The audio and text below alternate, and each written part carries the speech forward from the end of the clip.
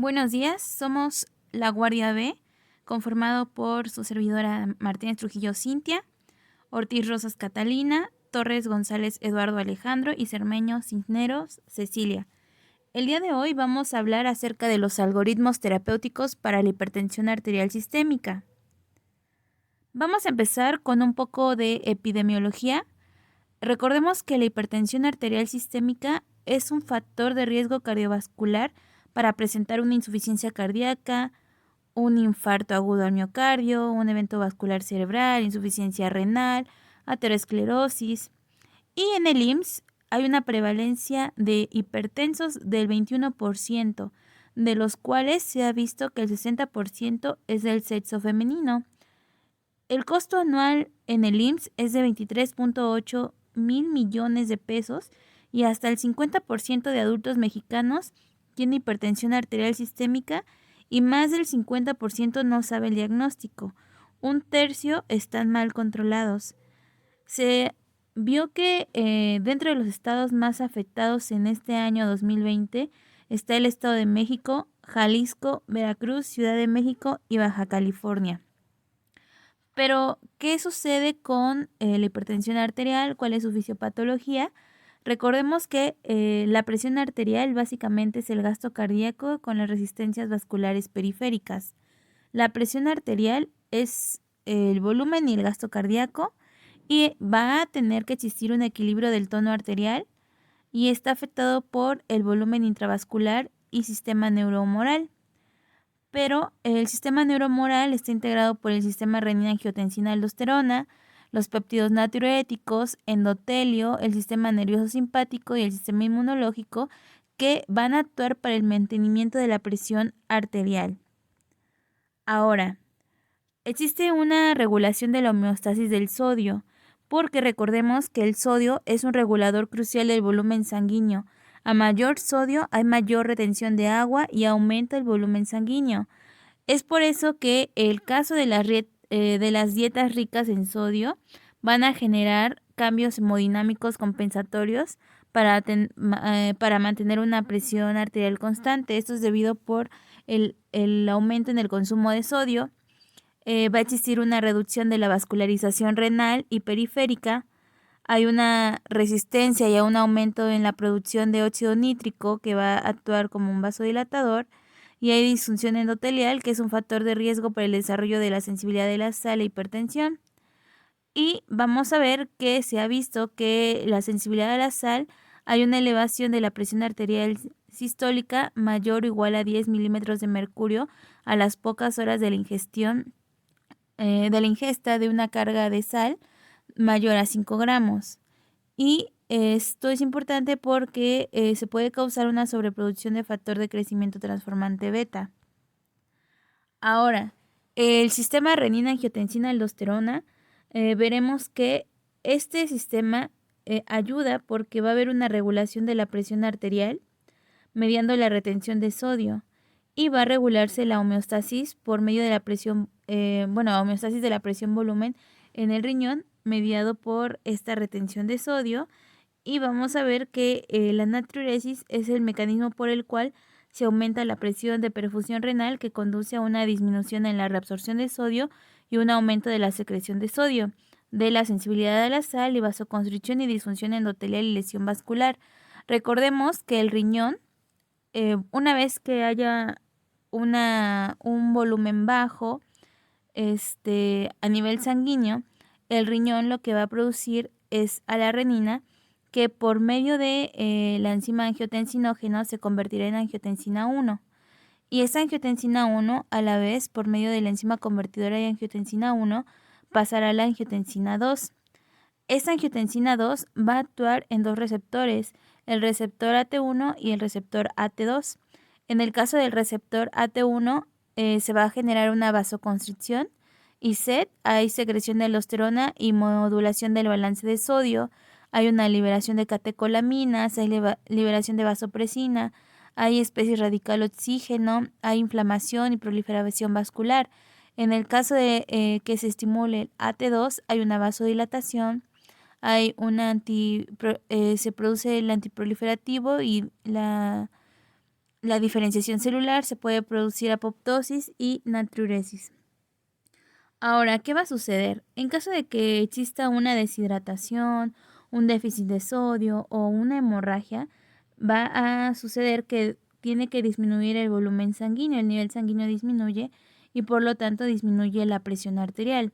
Al momento de que la presión arterial disminuye, esto va a ser una señal para el riñón que va a producir un aumento de renina.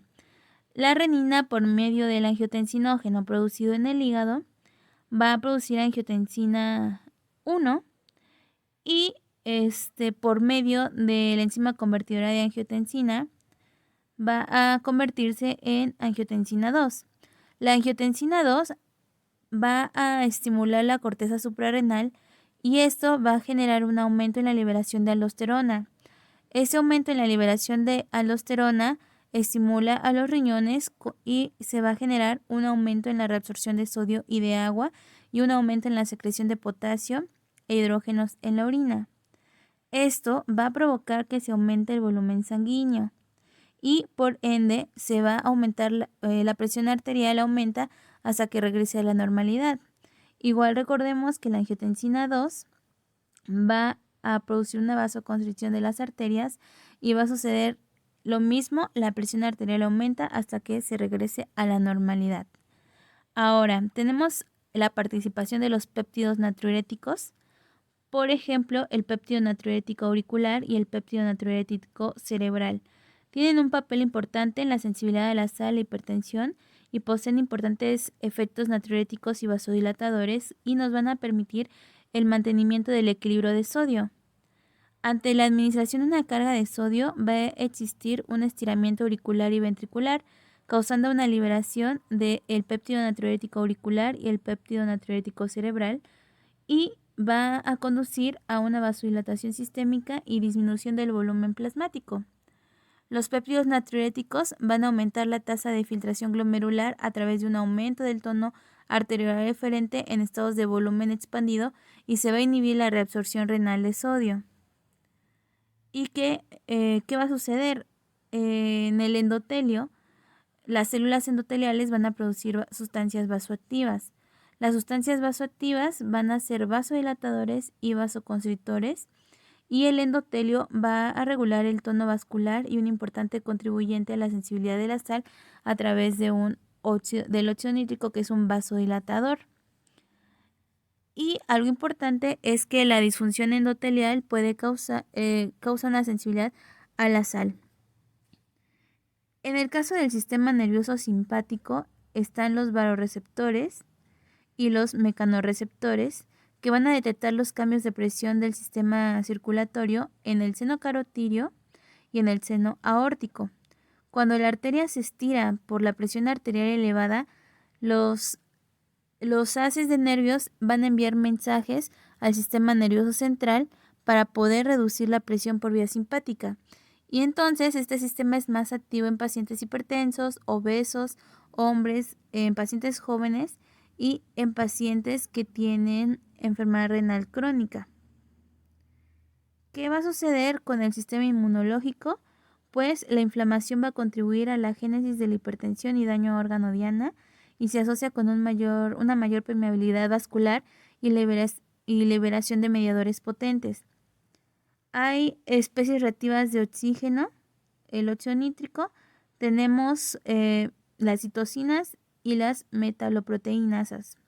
Las citocinas van a mediar a la formación de neoíntima, que recordemos que es la capa nueva o engrosada de la íntima arterial, y así se va a disminuir el diámetro de la luz en los vasos de resistencia. Estas citocinas van a promover la fibrosis y rigidez vascular, se aumenta la síntesis local de angiotensinógeno y angiotensina 2 y se va a promover la retención de sodio.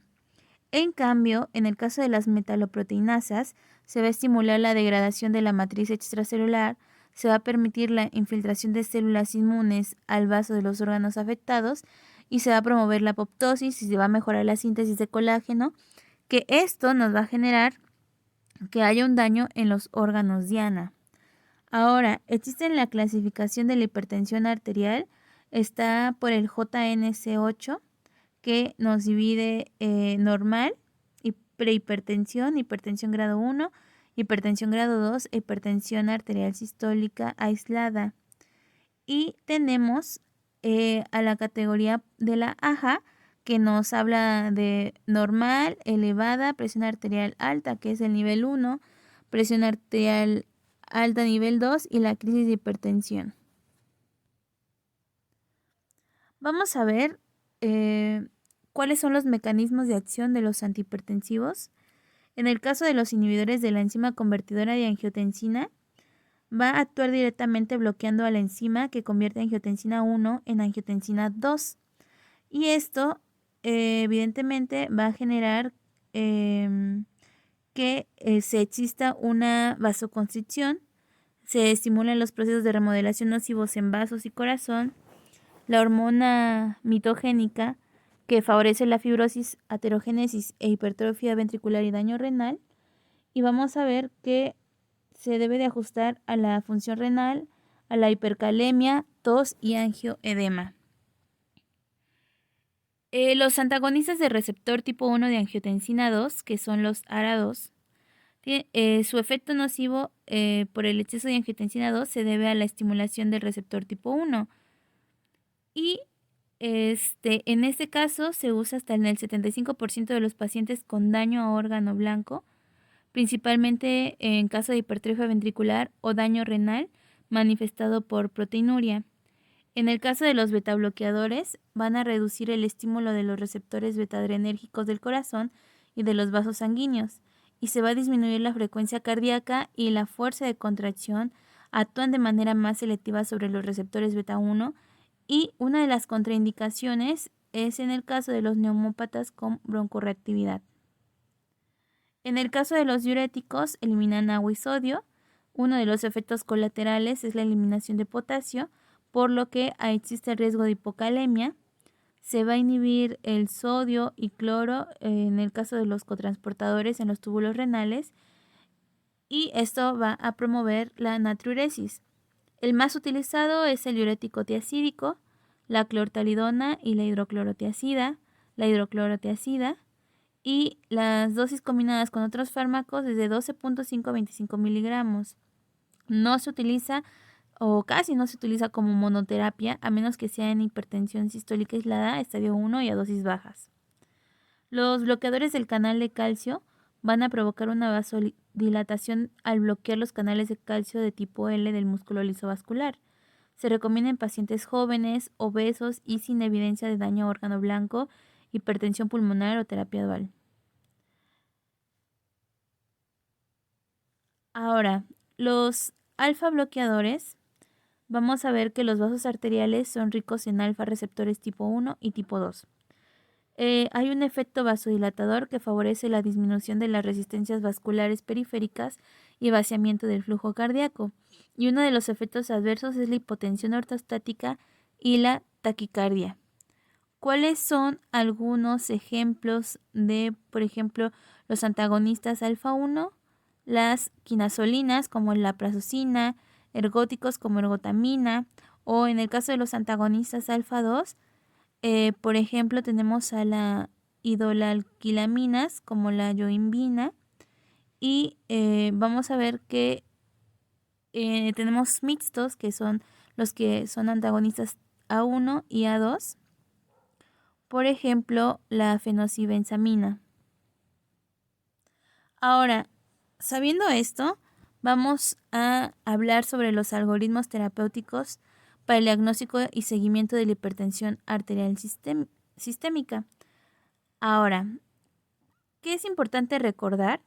Para poder tomar la tensión arterial, el paciente debe de estar tranquilo, en reposo de al menos 10 minutos, no debe de haber consumido café, cigarro u otros estimulantes en al menos una hora.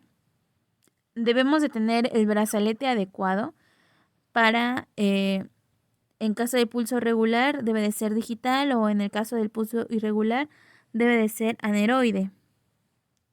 En un paciente mayor o igual a 20 años, con una tensión arterial sospechosa en una toma casual, vamos a ver que existe el grupo 1 y después vamos a dividirlo en subgrupos. El grupo 1 es cuando tenemos una presión arterial sistólica menos de 135 milímetros de mercurio y una diastólica menos de 85 milímetros de mercurio. Este grupo 1 lo vamos a dividir en subgrupo 1 y subgrupo 2.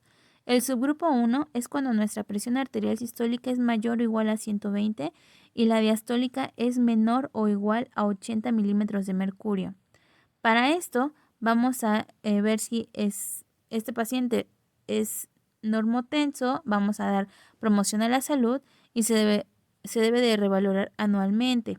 En el subgrupo 2, nuestra presión arterial sistólica es de 120 a 134 milímetros de mercurio y la diastólica de 80 a 84 milímetros de mercurio. En este caso vamos a solicitar una bitácora por 2 semanas, 2 tomas de presión al día. Hay que haber cambios en el estilo de vida y promoción a la salud. Ahora, en este caso, una vez que ya se revalora, porque se debe de revalorar, tenemos nuevamente que dividir el subgrupo 1. Cuando la presión arterial está mayor de 135/85, ese es diagnóstico de hipertensión arterial porque ya tenemos nuestra bitácora de 2 semanas. En el subgrupo 2 es una TA menor de 135/85 y entonces podemos diagnosticar hipertensión de bata blanca. En el caso del grupo 2, vamos a ver que esos pacientes tienen una presión arterial sistólica de 135 a 150 y una diastólica de 85 a 110 milímetros de mercurio. Se debe de hacer una bitácora por 2 semanas y revaloración. Una vez que hacemos la revaloración, tenemos al subgrupo 1, donde la TA es mayor o igual a 135/85, que ya es un diagnóstico de hipertensión arterial, y vamos a ver las categorías. Tenemos a la categoría 1, que es una TA limítrofe de 130 a 139, 81 89 milímetros de mercurio. Y aquí vamos a ver los factores de riesgo. Si tiene 2 factores de riesgo cardiovascular, debemos de hacer cambios en el estilo de vida. Hay que hacer revaloración a los 6 meses. En caso de que tenga 3 factores de riesgo, debemos de iniciar una monoterapia. Si hay un daño a órgano blanco, debemos de hacer una terapia dual, pero si este paciente tiene diabetes, tiene alguna comorbilidad cardiovascular, renal, entonces se puede hacer una terapia dual o triple. En el caso de este grupo 2, recordemos que vamos a ver la categoría 2, donde la hipertensión estadio 1 tenemos de 140 a 159 y 90 a 99 milímetros de mercurio. Debemos de ver si no tiene factores de riesgo cardiovascular, se sigue con monoterapia y revaloración a los 6 meses.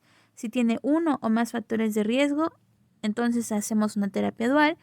Y si tiene alguna comorbilidad renal, diabetes, alguna enfermedad cardiovascular, nuevamente manejamos terapia dual o triple.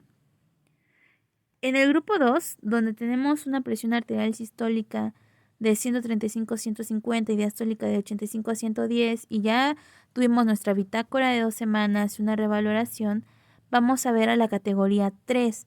La categoría 3 tenemos una hipertensión arterial de estadio 2, en donde se maneja de 160 a 179 milímetros de mercurio sobre 100 a 109 y aquí vamos a valorar. Si estamos en este estadio 2, veremos si el paciente tiene de 0 a 2 factores de riesgo, vamos a iniciar una terapia dual. Si tiene 3 o más factores de riesgo, entonces se inicia una terapia dual o una terapia triple.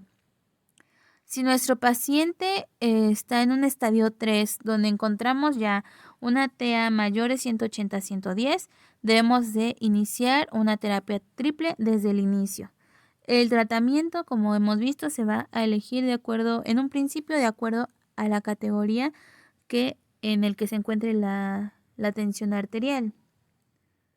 Cuando tenemos, en el caso del grupo 2 que habíamos mencionado, donde ya tienes una presión arterial sistólica de 135/150 y una diastólica de 85/110, y tenemos a nuestro subgrupo 2, donde la TA es menos de 135/85, se hace una hipertensión o se hace el diagnóstico de hipertensión en bata blanca y se debe de revalorar en 6 meses con cambios del estilo de vida. Ahora, vamos a ver el grupo 3. El grupo 3 es donde tenemos una presión arterial sistólica mayor de 150 y una diastólica mayor a 110. En este caso, si tenemos eso en un principio, vemos que estamos en una hipertensión arterial sistémica en el estadio 2, vamos a iniciar terapia dual de inicio o una terapia triple si hay daño a órgano blanco. Y en el caso de que tengamos este grupo 3, pero una hipertensión arterial en estadio 3, vamos a tener que realizar la terapia triple desde el inicio. Ahora, vamos a valorar si estos pacientes tienen más de 20 años de edad con hipertensión arterial estadio 1 de alto riesgo, estadio 2 y 3. Vamos a valorar si este paciente tiene obesidad, si tiene diabetes, si tiene síndrome metabólico. Si no tiene, entonces se va a dejar un YECA más indapamida, que es un diurético, o podemos dejar un ARA2 más hidroclorotiazida. Y en caso de que sí tenga obesidad o tenga diabetes, entonces vamos a dejar un YECA más un calcio antagonista, o podemos cambiar a un ARA más un calcio antagonista. Y vamos a valorar si se lograron las metas de menos de 130-80 en 2 semanas. Entonces, sí, vamos a continuar el tratamiento establecido en el seguimiento trimestral multidisciplinario. Pero si no se lograron las metas, entonces vamos a empezar una terapia triple. Hay varias opciones. Por ejemplo, la opción 1 es un YECA más indapamida más calcio antagonista, o un ARA2 más hidroclorotiazida más un calcio antagonista, y posteriormente vamos a ver si se lograron las metas. Si se lograron las metas, entonces vamos a continuar con el mismo manejo con vigilancia trimestral. Pero si no se lograron las metas, entonces debemos de agregar espironolactona al tratamiento triple si la tasa de filtrado glomerular es mayor a 30 milímetros minuto. Prazosin o un beta bloqueador si nuestra tasa de filtrado es menos de 30. Si no se logran las metas de 130-80, debemos de enviar a cardiología porque hay una hipertensión arterial resistente. Ahora, vamos a ver nuevamente a nuestro paciente mayor o igual a 20 años con sospecha de hipertensión secundaria. Tenemos que solicitar nuestra bitácora ambulatoria domiciliaria y laboratorios para poder reajustar el tratamiento. Si se sospecha hipertensión arterial secundaria, debemos de iniciar un protocolo diagnóstico. ¿Se lograron metas? Sí. Entonces vamos a hacer una contrarreferencia a primer nivel con tratamiento específico, y si no se lograron metas, entonces iniciar el protocolo diagnóstico específico de la hipertensión arterial secundaria. ¿Cuándo vamos a enviar a tercer nivel de atención? Cuando hay una apnea obstructiva del sueño, enfermedad renovascular, cuando vemos que hay un aldosteronismo primario, hay drogas o alcohol, cuando vemos que existe una posibilidad de feocromocitoma o hipertiroidismo, un síndrome de Cushing, hipotiroidismo, coartación aórtica, o el hiperparatiroidismo o hiperplasia suprarrenal congénita. Ahora, tenemos a nuestro paciente mayor o igual a 20 años de edad con una TA mayor de 180-110 milímetros de mercurio. Debemos de valorar si hay daño a órgano blanco. Si no hay daño, debemos de ajustar el tratamiento a una terapia triple. Pero si vemos que existe un daño, entonces vamos a ver en qué grupo se encuentra. En grupo 1, grupo 2, grupo 3, 4 o 5. El grupo 1 es aquellos que adquirieron una retinopatía o nefropatía rápidamente progresiva con resistencia al manejo convencional. Entonces se debe de dar un tratamiento IV ajustado a cuarto y quinto medicamento bioral. En el caso del grupo 2, son manifestaciones de cardiopatía isquémica aguda. Veremos si existe elevación del segmento ST, vamos a activar el código infarto y seguir protocolo. Si no hay elevación del segmento ST, hay un manejo antiisquémico y anticoagulante y continuar con estratificación del caso. En el grupo 3, manifestaciones neurológicas, vamos a tener que realizar una terapia IV, una TAC de cráneo para descartar un EBC isquémico o hemorrágico, y el protocolo código cerebro. Si está un grupo 4, que es el dolor torácico, lacerante o desgarrante sin alteraciones en el electrocardiograma, vamos a sospechar un síndrome aórtico agudo y solicitar un angio-TAC en vía a tercer nivel. El grupo 5 es en el caso de las embarazadas. Debemos de catalogarlo como una urgencia mayor y debemos de activar el código MATER para manejo intensivo del binomio. Ahora, hay signos que sugieren hipertensión secundaria y daño a órgano blanco. Por ejemplo, los estigmas dérmicos de la neurofibromatosis, como en el caso del fiocromocitoma, los riñones palpables en caso de un riñones poliquísticos, soplos abdominales cuando hay hipertensión arterial sistémica renovascular, soplos torácicos o precordiales, coartación de aorta y valvulopatía aórtica, disminución en la presión femoral en el caso de la coartación de aorta, valvulopatía aórtica, fenotipo marfanoide en el caso de la insuficiencia aórtica, pero los signos de daño orgánico en el caso del cerebro son soplos en arterias carótidas, defectos motores o sensoriales en el corazón, la localización y características del impulso apetziano, ritmos cardíacos anormales, galope ventricular, estertores pulmonares, edema también encontramos. Y vamos a ver, esa es la clasificación. De acuerdo al grado de hipertensión, es el manejo que vamos a realizar. Es un pequeño resumen. Por ejemplo, en el caso de una presión normal alto limítrofe, vamos a, si no tiene factores de riesgo, cambios de estilo de vida. Si tiene uno más o dos factores de riesgo, normal, o sea, se sigue con cambios de estilo de vida. Si tiene más de 3 factores de riesgo, se hace monoterapia. Si ya hay daño a órgano blanco, una terapia dual. Y si hay un EBC o diabetes o alteración renal, terapia dual o triple. Y así es de acuerdo a cada grado. Es el manejo que se dará. Es importante que debemos de valorar a nuestros pacientes y se deben de valorar con estudios de laboratorio. Por ejemplo, la glucosa plasmática, colesterol, triglicéridos, ácido úrico, potasio, creatinina, un examen general de orina, un electrocardiograma, de acuerdo a las características que tenga nuestro paciente. ¿Y cuáles son las metas institucionales? Pues una de las metas es que haya tamizaje en todos los pacientes de 20 años o más, que el 80% con hipertensión arterial sistémica logren controlar con terapia dual o triple en una sola píldora, que haya monoterapia para casos de bajo riesgo o especiales y que haya una detección temprana de complicaciones. Esto es todo por nuestra parte. Somos la Guardia B y nos vemos hasta la próxima. Gracias.